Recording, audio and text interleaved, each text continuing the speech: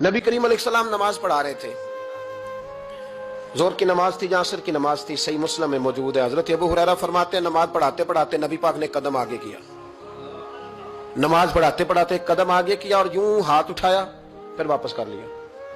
اب نماز پڑھ کے نا تو سلام پھیرا تو صحابہ عرض کرنے لگے یا رسول اللہ صلی اللہ علیہ وسلم وہ نماز میں پیر بھی آگے کیا تو ہاتھ بھی اٹھایا، تو وجہ کیا تھی؟ پہلا سوال تو یہ ہے کہ آپ لوگ نماز پڑھ رہے تھے یا حضور کو دیکھ رہے تھے؟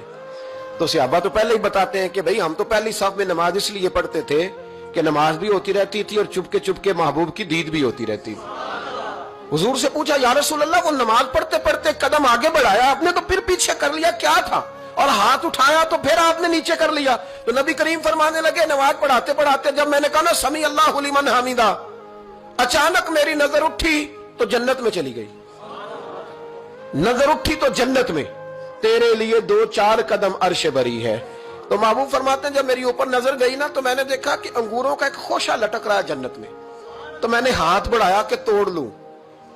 حضور کھڑے ہیں مسجد نبوی میں اور فرماتے ہیں کہ میں یہاں کھڑے ہو کے ہاتھ اونچا کروں تو میرا جنت تک پہنچ جاتا ہے۔ فرمایا میرا ارادہ ہوا کہ وہ خوشہ جنت کا توڑ لوں اور ذرا میں نے پیر آگے بڑھایا ہی تھا تو میرے دل میں خیال آیا کہ جنت راز ہے تو راز ہی رہنی چاہیے، یہ راز کھول گیا تو مزہ نہیں آئے گا، تو میں نے پھر وہ ہاتھ واپس کر لیا۔ صحابہ کہتے ہیں جب نبی کریم نے یہ بیان کیا تو ہمارے چہرے نے تجسس سے کھیل اٹھے، تجسس سے ہم کوئی بات اور بھی سننا چاہتے تھے۔ تو محبوب فرمانے لگے اگر میں وہ خوشہ توڑ کے لے آتا اور تمہیں دے دیتا تم قیامت تک بھی کھاتے رہتے تو تم سے ختم نہیں ہونا تھا۔